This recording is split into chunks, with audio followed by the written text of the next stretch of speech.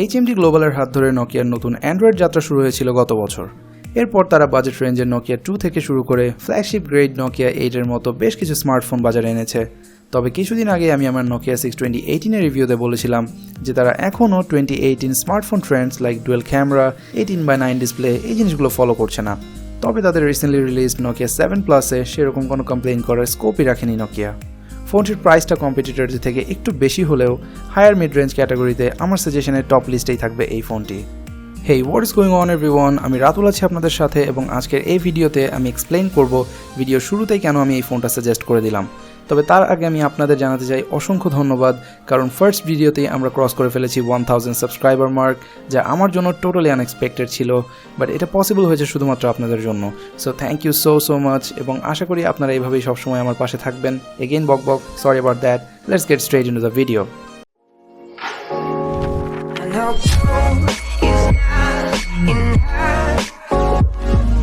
আমাদের আজকের এই ভিডিওটি স্পন্সর করেছে gadget monkey BD, one of the trusted gadget shops here in Bangladesh. তাদের কাছে এই মুহূর্তে নোকিয়া 7 প্লাসটি অ্যাভেলেবল আছে, সো যারা ইন্টারেস্টেড ডিসক্রিপশনে ইনফরমেশন চেক করতে পারেন। ওকে, শুরুতেই চলুন দেখে নিই বক্সে কী কী থাকছে।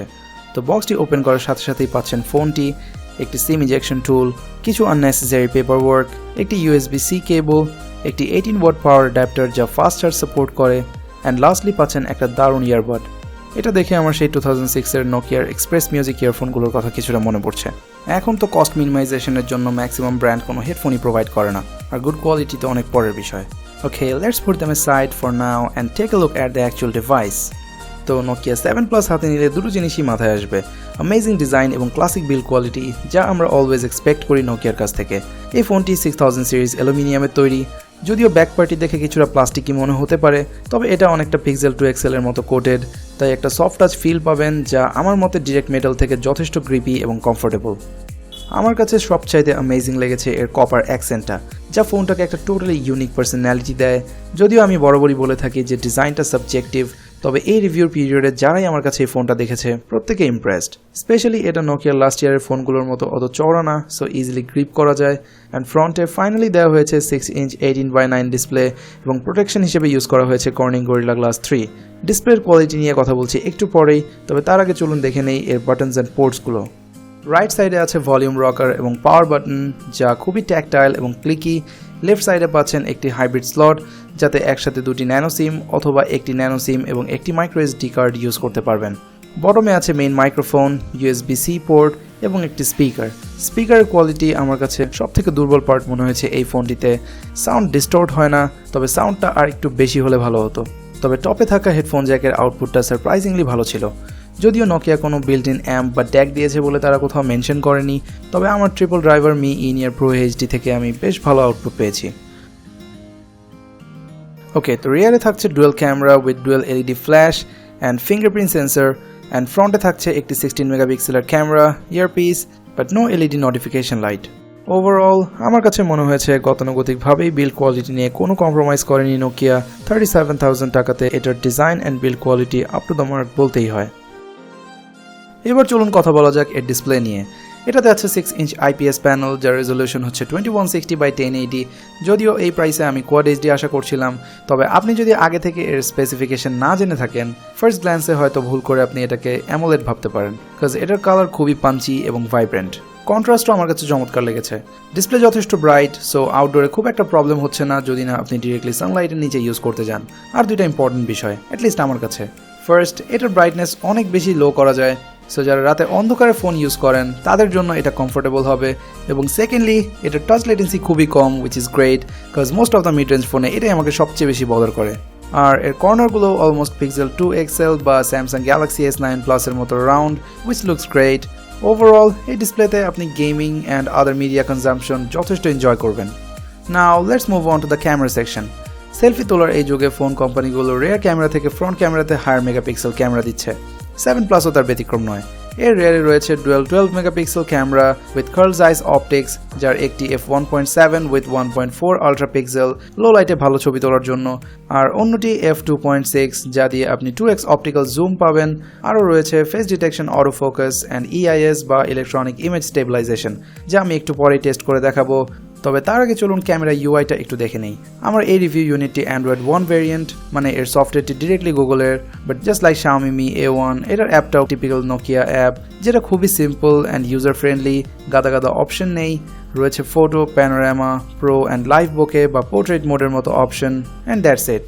যদিও এটার প্রো মোডটা আমার কাছে বেশ ভালো লেগেছে কম্পেয়ার টু Xiaomi, যেখানে আপনি only white balance and ISO ছাড়া আর তেমন কিছুই কন্ট্রোল করতে পারবেন না।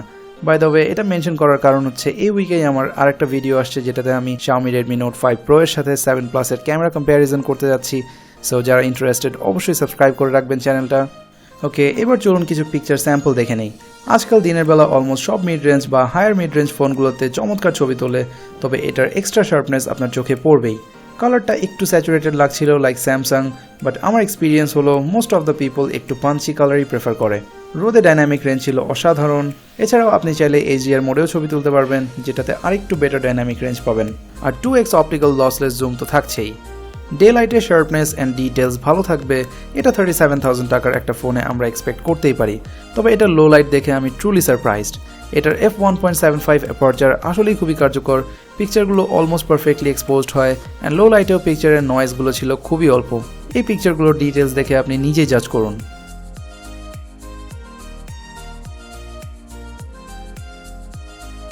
তবে দুটো জায়গাতে আমি একটু ডিসঅ্যাপয়েন্টেড। ফার্স্ট, এটা লাইভ বোকে, যা আমার কাছে খুব একটা ইফেক্টিভ মনে হয়নি।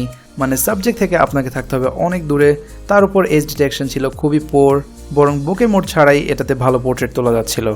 আরেকটা ডিসঅ্যাপয়েন্টমেন্ট ছিল এর EIS বা electronic image stabilization. As you can see in this video quality বেশ ভালো হলেও EISটা খুব একটা ইফেক্টিভ ছিল না। বাট গুড নিউজ হলো এই ফোনে আপনি 4K সহ টাইম ল্যাপস, স্লো মোশন ইত্যাদি ভিডিও রেকর্ডিং করতে পারবেন। এখন চলে আসি ফ্রন্ট ক্যামেরাতে। ফ্রন্টে রয়েছে 16 megapixel f2.0 sensor with Zeiss optic. So এই ক্যামেরা পিকচার কোয়ালিটিও ছিল যথেষ্ট শার্প। ছবিগুলোতে সামান্য রেডিশ হিউ পাবেন, আর কখনো কখনো একটু ওভার শার্প মনে হতে পারে। ফ্রন্ট ক্যামেরা দিয়েও আপনি বোকে মোডে ছবি তুলতে পারবেন। এখানকার এজ ডিটেকশনটাও আমি অ্যাভারেজই বলবো, তবে ফ্রন্ট ক্যামেরা দিয়ে আপনি 1080p এর বেশি ভিডিও রেকর্ডিং করতে পারবেন না। ওভারঅল প্রাইস কনসিডার করলে আমি নোকিয়া 7 Plus এর ক্যামেরা পারফরমেন্সকে 8 out of 10 দিব, আর এর মেইন রিজনটা হচ্ছে এর অ্যামেজিং লো লাইট পারফরমেন্স। চলুন এবার এর পারফরমেন্স এবং ইউজার ইন্টারফেস নিয়ে কিছু কথা বলা যাক। নোকিয়া 7 Plus-কে পাওয়ার করছে higher mid range Snapdragon 660 chip combined with Adreno 512 GPU, সাথে আছে 4GB র্যাম। অনেকেই হয়তো ভাবতে পারেন যে এত টাকা খরচ করে ফ্ল্যাগশিপ প্রসেসর পাচ্ছি না, এটা কেমন কথা। বাট ট্রাস্ট মি, এই ফোনটা ইউজ করে আমার একবারের জন্য মনে হয়নি যে আমি কোনো মিড রেঞ্জ ফোন ইউজ করছি। এর ক্রেডিট অবশ্য আপনি অ্যান্ড্রয়েড 1 প্রোগ্রামকেও দিতে পারেন। এটাতে out of the box Android 8.0 Oreo ছিল, কিন্তু যেহেতু এটা অ্যান্ড্রয়েড 1 ডিভাইস, ওয়াইফাই কানেক্ট করার সাথে সাথেই দেখলাম 8.1 এসে হাজির। সো অ্যান্ড্রয়েড ওরিও এর সকল লেটেস্ট ফিচার পাচ্ছেন এতে।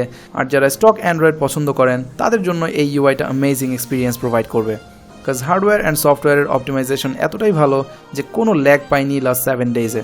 বাট এখনও অনেকেই হয়তো বসে আছেন এদের Geekbench অ্যান্ড OnToDo স্কোর দেখার জন্য। তো চলুন দেখে আসি এদের বেঞ্চমার্কিং। সো যেমনটা দেখছেন, Geekbench অ্যান্ড OnToDo দুইটাতেই স্কোর ছিল রেসপেক্টেবল। এখন দেখব কিছু real world performance. Let's see how it performs with some highly graphics intensive games. আমি এটাতে সাবওয়ে সার্ফারের মতো লাইট গেম থেকে শুরু করে Asphalt Xtreme and Modern Combat 5 এর মতো হাইলি গ্রাফিক্স ইন্টেন্সিভ গেমগুলো খেলবো। তো দেখতে থাকুন এর গেমিং পারফরমেন্স, আর আপনি চাইলে স্কিপ করে চলে যেতে পারেন পরের সেকশনে।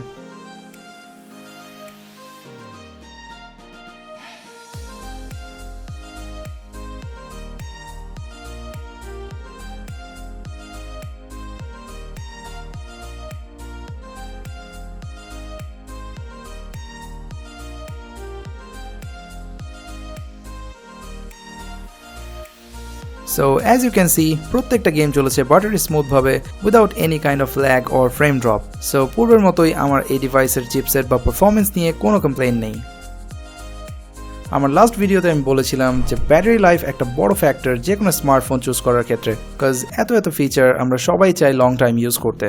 আর সেজন্য এই ফোনে রয়েছে 38,000 mAh ব্যাটারি, যা মিড বাজেট অনেক ডিভাইসের থেকে কম শোনালেও এর ব্যাটারি পারফরমেন্স ছিল অ্যাবাভ অ্যাভারেজ। হেভি ইউজে আমি স্ক্রিন অন টাইম পেয়েছি 5 আওয়ার্স, আর রেগুলার ইউজে আপনি ইজিলি 1.5 days পার করে দিতে পারবেন। আর গুড নিউজ হলো এটা 18 watt fast charging supported and চার্জারটা বক্সে ইনক্লুডেড পাবেন। 0 থেকে 100% চার্জ হতে টাইম নেয় 2 hours and 10 minutes অ্যারাউন্ড, যা OnePlus এর ড্যাশ চার্জারের মতো এতটা ফাস্ট না হলেও fast enough. So would you buy this device? Okay, এই ডিভাইসের কনসগুলো হচ্ছে এর প্রাইস একটু বেশি, মিড রেঞ্জ চিপসেট, ফ্রন্ট ক্যামেরাটা অ্যাভারেজ থেকে একটু ভালো, অন্যদিকে প্রোজের কথা বলতে গেলে চিপসেট মিড রেঞ্জ হলেও performance top notch, great rear camera in low light, amazing build and design and obviously the fastest Android update. আর যদি আমার ওপিনিয়ন চাওয়া হয় তাহলে বলবো হাফ প্রাইসে আমি অলমোস্ট পিক্সেল 2 XL এর স্বাদ পেয়েছি। সো এই ছিল নোকিয়া 7 এর ফুললি ইন ডেপথ রিভিউ। আশা করি আপনাদের ভালো লেগেছে।